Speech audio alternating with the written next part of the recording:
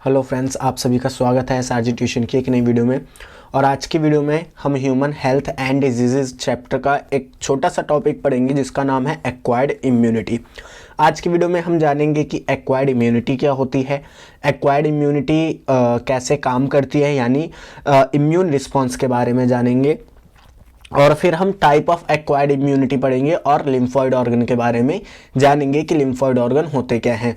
तो बिना time waste करे हुए आज के वीडियो को स्टार्ट करते हैं और सबसे पहले बात करते हैं एक्वायर्ड इम्यूनिटी की कि एक्वायर्ड इम्यूनिटी होती क्या है। तो देखो, जैसे मैंने प्रीवियस वीडियो में बताया था कि जो एक्वायर्ड इम्यूनिटी होती है ये इनेट इम्यूनिटी से डिफरेंस होती है। मतलब कि जो एक्वायर्ड इम्यूनिटी होती है ये पैथोजन स्पेसिफिक होती है। पैथोजन स्पेसिफिक कहने का मतलब क्या है, जैसे कई सारे पैथोजेंस होते हैं, जैसे कि मान लो आपको कोई वायरल डिजीज़ हो गई, तो उस वायरल डिजीज़ के लिए आपकी बॉडी में अलग से कुछ एंटीबॉडीज़ बनेंगी। ठीक है, अलग से कुछ एंटीबॉडीज़ बनेगी। और मान लो कोई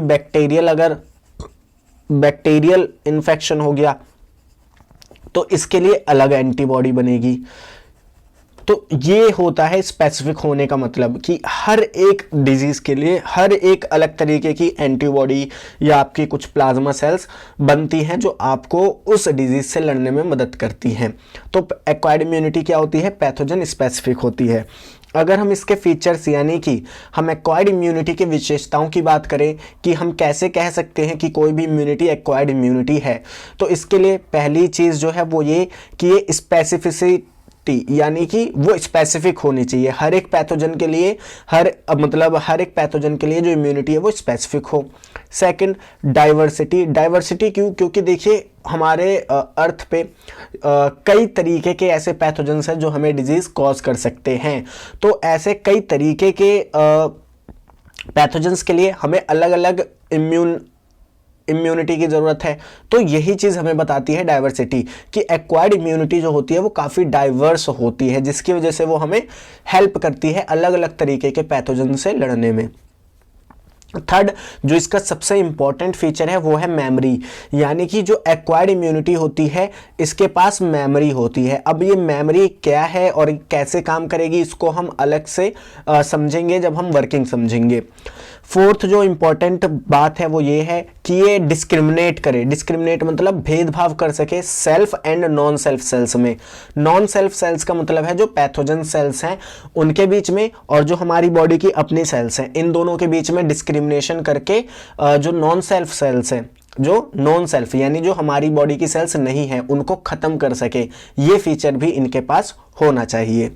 अब हम बात करते हैं टाइप ऑफ इम्यून रिस्पॉन्स की, और इसमें हम जानेंगे कि कैसे एक्वायर्ड इम्यूनिटी में जो मेमोरी का कैरेक्टरिस्टिक है ये एक इंपॉर्टेंट रोल कैसे प्ले करता है। सो हम आगे बात करते हैं टाइप ऑफ इम्यून रिस्पॉन्स की। अब देखिए, अगर मैं बात करूं टाइप ऑफ इम्यून रिस्पॉन्स, तो जो इम्यून रिस्पॉन्स होता है हमारी बॉडी का वो दो तरीके का होता है। एक को हम बोलते हैं फर्स्ट इम्यून रिस्पॉन्स और एक को हम बोलते हैं सेकंड इम्यून रिस्पॉन्स, या फिर आप प्राइमरी और सेकेंडरी रिस्पॉन्स भी कह सकते हो। अब देखिए, मान लीजिए कोई एक पैथोजन है या फिर कोई एक एंटीजन है, उसने क्या करा, आपकी बॉडी में एंटर करा और वो आपको अब क्या कर रहा है, इन्फेक्शन कॉज कर रहा है आपकी बॉडी में। और ये जो इंटरेक्शन है इस पैथोजन के साथ आपका फर्स्ट इंटरेक्शन है। कैसा इंटरेक्शन है? फर्स्ट इंटरेक्शन है। फर्स्ट इंटरेक्शन कहने का मतलब क्या है कि इस पैथोजन की आपको पहली बार बीमारी लगी। जैसे कि मान लो जो टाइफाइड होता है, टाइफाइड जो कि एक बैक्टीरियल डिजीज है। अब ये आपको पता है सैल्मोनेला टाइफी के द्वारा होता है, और अगर नहीं पता तो हम इसे जब टॉपिक पढ़ेंगे उसमें डिस्कस करेंगे। तो टाइफाइड जो कि सैल्मोनेला टाइफी के द्वारा होता है, मान लो इससे आपको पहली बार बीमारी हुई है, यानी कि आपको पहली बार टाइफाइड हुआ, तो इस केस में क्या होगा, जैसे ही सैल्मोनेला टाइफी जो कि पैथोजन है इस डिजीज को कॉज करवाएगा, जैसे ही वो क्या करेगा, आपकी बॉडी में एंटर करेगा, वो प्रोटीन बनाना चालू करेगा जो आपको इन्फेक्शन करेगा। अब होगा क्या कि यहाँ पे जो बी लिम्फोसाइट्स होती हैं जो बी लिम्फोसाइट्स होती हैं ये इस एंटीजन के साथ बाइंड करेंगी। क्या करेंगी? इस एंटीजन के साथ बाइंड करेंगी और प्राइमरी रिस्पांस जनरेट करेंगी। कैसा रिस्पांस करेंगी जनरेट? Primary response. और ये प्राइमरी रिस्पांस क्यों जनरेट हो रहा है? क्योंकि ये फर्स्ट इंटरेक्शन है, यानी कि ये आपको पहली बार टाइफाइड हुआ है। अब क्योंकि प्राइमरी रिस्पांस जनरेट हुआ तो यहां पे दो तरीके के सेल्स फॉर्मेशन होंगे, एक तो मेमोरी सेल्स बनेंगे और एक प्लाज्मा सेल्स बनेंगे। प्लाज्मा सेल्स जो हैं वो क्या करेंगे? एंटीबॉडी प्रोड्यूस करेंगे अगेंस्ट द पैथोजन, यानी ये जो पैथोजन है इसके अगेंस्ट क्या करेंगे? एंटीबॉडी बनाएंगे। और मोस्टली ये जो एंटीबॉडी होती है ये आईजीएम होती है। क्या होती है? आईजीएम एंटीबॉडी होती है। तो प्लाज्मा सेल्स का काम तो आपको समझ में आ गया कि जो प्राइमरी रिस्पांस जनरेट हुआ इसमें जो प्लाज्मा सेल्स का काम है वो सिर्फ इतना है कि ये आपको क्या करेगी? जो आपका इंटरेक्शन हुआ है एंटीजन से उससे बचाने में मदद करेगी। ठीक है, अब मेमोरी सेल्स का क्या काम है? अब मेमोरी सेल्स का काम ये है कि जब आपको पहला इससे इन्फेक्शन हुआ तो ये मेमोरी सेल क्या कर लेगी? इसकी ना फोटो खींच लेगी अपने दिमाग में। क्या करेगी? इस पैथोजन की अपने दिमाग में फोटो खींच लेगी और बोलेगी अच्छा अब मेरे को इससे बीमारी हो चुकी है। क्या बोलेगी? बोलेगी अच्छा मेरे को इससे अब बीमारी हो चुकी है। अब जैसे ही ये इंट्रैक्शन या ये पैथोजन दोबारा आएगा, जैसे ही ये पैथोजन दोबारा आएगा आपकी बॉडी में तो मेमोरी सेल कहेगी अरे रुको रुको रुको, ये तो पहले भी मेरे पे अटैक कर चुकी है और मुझे हार्म कर चुकी है, मुझे डिजीज कॉज कर चुकी है। तो मैंने इसको पिछली बार हराया था ये चीज बना के, इस तरीके का स्पेशल प्रोटीन बना के। तो ये क्या करेगा? मेमोरी सेल सीधा जो न्यूक्लियस है या जो सेल है उससे बोलेगा कि ये प्रोटीन बनाओ। ठीक है, तो ये चीज करने में मेमोरी सेल मदद करता है कि ये क्या करता है? जो भी एंटीजन है जिसका पहला इनकाउंटर हुआ है उसको याद कर लेगा और उसके अगेंस्ट जो भी प्रोटीन बननी होती है उसको डिफीट करने के लिए उस प्रोटीन को बनाता है। अब मेमोरी सेल का देखो मैं यहां पे आपको यूज भी दिखा देता हूं कि मान लो सेम पैथोजन से आपको एक बार और एक इनकाउंटर हो गया, यानी कि आपका सेकंड इनकाउंटर हो गया, सॉरी इनकाउंटर बोल रहा हूं, सेकंड इंट्रैक्शन हो गया। क्या हो गया? सेकंड इंट्रैक्शन हो गया सेम पैथोजन के साथ। ठीक है, तो अब यहां पे क्या होगा? अब यहां पे प्लाज्मा सेल्स नहीं बनेंगी। यहां पे सीधा क्या होगा? जो मेमोरी सेल होगा वो इससे बाइंड कर जाएगा, बोलेगा अरे तुम तो पहले भी आए थे। क्या बोलेगा? बोलेगा अरे तुम तो पहले भी आए थे। तो यहां पे ये सीधा क्या करेगा? आईजीजी एंटीबॉडी बनाएगा। क्या करेगा? आईजीजी एंटीबॉडी बनाएगा और ये एंटीबॉडी क्या करेगी? उस प्रोटीन को बनाने में मदद करेगी जिससे इसकी ग्रोथ को रोका जा सके। और ये जो सेकंड रिस्पांस होता है ये काफी हाई इंटेंसिटी का होता है, इसलिए इसको एनामेनेस्टिक रिस्पांस भी बोलते हैं। क्या बोलते हैं? एनामेनेस्टिक रिस्पांस भी बोलते हैं। तो अब यहां पे आपको फर्स्ट इम्यून रिस्पांस और सेकंड इम्यून रिस्पांस में कुछ डिफरेंस पता होने चाहिए जो मैंने यहां पे लिखे हैं। फर्स्ट इम्यून रिस्पांस कब जनरेट होता है या प्राइमरी इम्यून रिस्पांस कब जनरेट होता है? जब फर्स्ट इनकाउंटर होता है, यानी जब आप पैथोजन से पहली बार अफेक्ट होते हो। सेकंड इम्यून रिस्पांस या सेकेंडरी इम्यून रिस्पांस कब जनरेट होता है? जब आप सेम पैथोजन के साथ, ये चीज याद रखना, सेम पैथोजन के साथ सेकंड इनकाउंटर करते हो, यानी आप सेकंड बार उसी सेम पैथोजन से अफेक्टेड होते हो। जो पहला इम्यून रिस्पांस होता है ये लो इंटेंसिटी का होता है। लो इंटेंसिटी मतलब आपको मान लो बुखार हुआ, ठीक है, एक पैथोजन के द्वारा बुखार हुआ पहली बार, तो इस बुखार को ठीक करने में आपकी बॉडी को लग गए 15 दिन नॉर्मली बिना दवाई खाए हुए। ठीक है, बिना दवाई खाए हुए आपकी बॉडी को लग गए 15 दिन। तो यहां पे क्या हुआ? ये जो इम्यून रिस्पांस था ये धीरा था। ठीक है, इसमें इन्वॉल्वमेंट किसका होता है? लिम्फोसाइट्स का इन्वॉल्वमेंट होता है और यहां पे जो आईजीएम का फॉर्मेशन है वो ज्यादा होता है आईजीजी से। आईजीएम का फॉर्मेशन आईजीजी से ज्यादा होता है। वहीं अगर हम बात करें सेकंड इम्यून रिस्पांस की, तो सेकंड इम्यून रिस्पांस यानी कि जो सेकेंडरी रिस्पांस होता है, इसमें जो रिस्पांस होता है हमारे इम्यून सिस्टम का वो हाई इंटेंसिटी का होता है। हाई इंटेंसिटी कहने का मतलब ये है कि जब नॉर्मल बिना दवाई के आपकी बॉडी ने पहले बुखार को 15 दिनों में हराया था, अगर सेम बुखार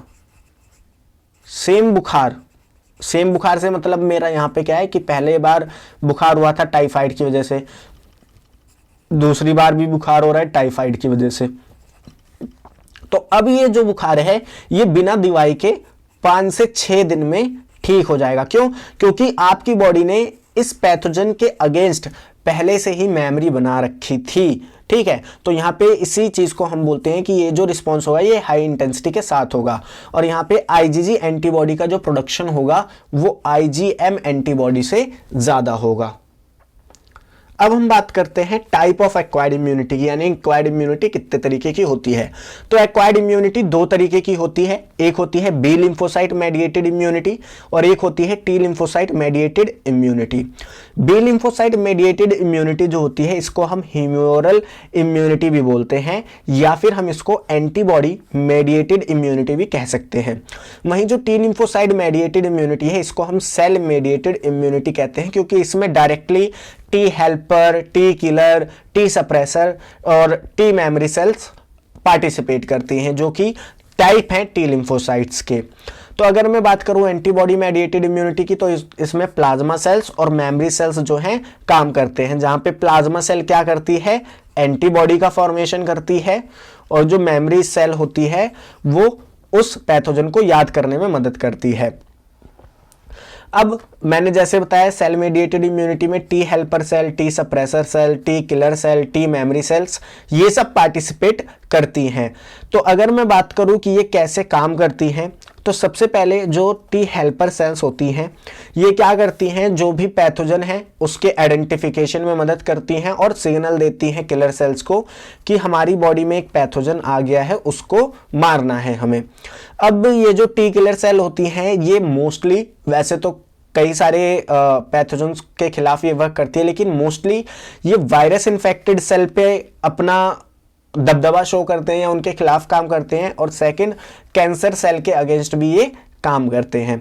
अब मान लीजिए कि जो टी किलर सेल है उसने सारे वायरस इन्फेक्टेड सेल्स या फिर सारी कैंसर सेल को खत्म कर दिया, तो अब होता ये है कि इस टी किलर सेल को रोकने के लिए कि भाई रुक जा, सारी वायरस इन्फेक्टेड सेल मर चुकी हैं और सारी कैंसर वाली सेल भी मर चुकी हैं, अब तो रुक जा, ये करने का काम करती है टी सप्रेसर सेल।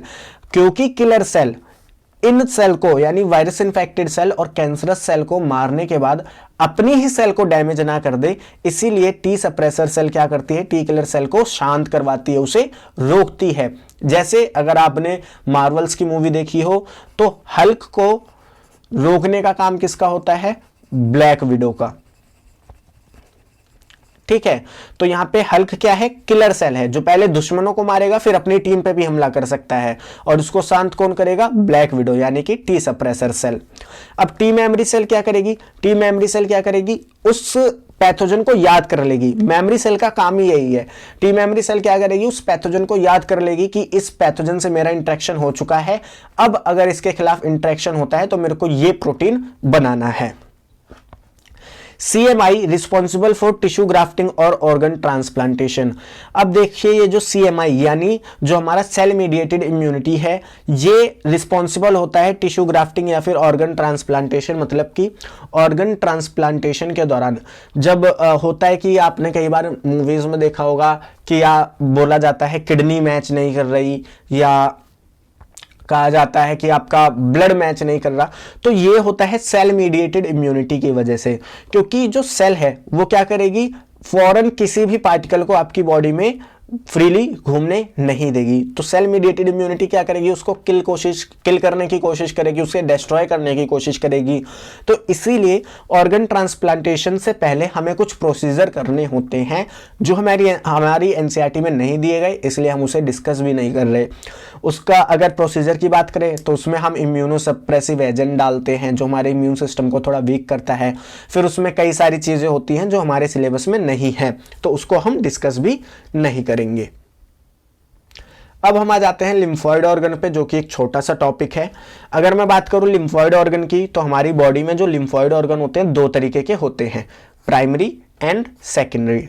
अगर मैं बात करूं प्राइमरी लिम्फोइड ऑर्गन की, तो वो लिम्फोइड ऑर्गन जहां पे लिम्फोसाइट्स का फॉर्मेशन हो रहा है, जहां पे वो मैच्योर हो रही हैं और जहां पे वो डिफरेंशिएट कर रही है। डिफरेंशिएट मतलब अपनी एक प्रॉपर्टी को गेन कर रही है। जैसे टी किलर सेल का काम है किल करने का, तो वो डिफरेंशिएट हो रही है, ठीक है। हेल्पर सेल का काम क्या है, हेल्प करना, तो वो डिफरेंशिएट हो रही है, यानी अपना एक फंक्शन एक्वायर करना, उसको बोलते हैं डिफरेंशिएशन। तो ऐसे लिम्फोइड ऑर्गन जहां पे टी लिम्फोसाइट्स का फॉर्मेशन हो, मैच्योरेशन हो, डिफरेंशिएशन हो, उनको हम बोलते हैं प्राइमरी लिम्फोइड ऑर्गन। और इसके एग्जांपल हैं bone marrow and thymus. Bone marrow में मैक्सिमम जो होता है वो बी लिम्फोसाइट्स का मैच्योरेशन होता है, वहीं थाइमस में टी लिम्फोसाइट्स का मैच्योरेशन होता है। अगर मैं थाइमस की पोजीशन की बात करूं तो ये बिटवीन हार्ट एंड स्टर्नम के बीच में प्रेजेंट होता है, यानी हार्ट एंड स्टर्नम के बीच में थाइमस प्रेजेंट होता है।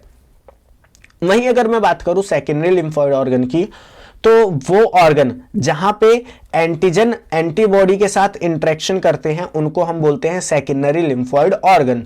ये होते कौन कौन से हैं, spleen, lymph node, malt and tonsils. ये हमारे वो ऑर्गन होते हैं जहां पे एंटीजन एंटीबॉडी एक दूसरे के साथ इंटरेक्ट करते हैं, या कह सकते हो जहां पे एंटीजन एंटीबॉडी एक दूसरे से फाइट करते हैं ताकि अपना दबदबा कायम कर सके। यानी कि एंटीबॉडी एंटीजन से फाइट करती है हमें प्रोटेक्ट करने के लिए, तो वो जगह जहां पे इन दोनों के बीच में धर्म युद्ध होता है उस जगह को हम बोलते हैं सेकेंडरी लिम्फोइड ऑर्गन। और ये कौन कौन से, spleen, lymph node, malt and tonsils.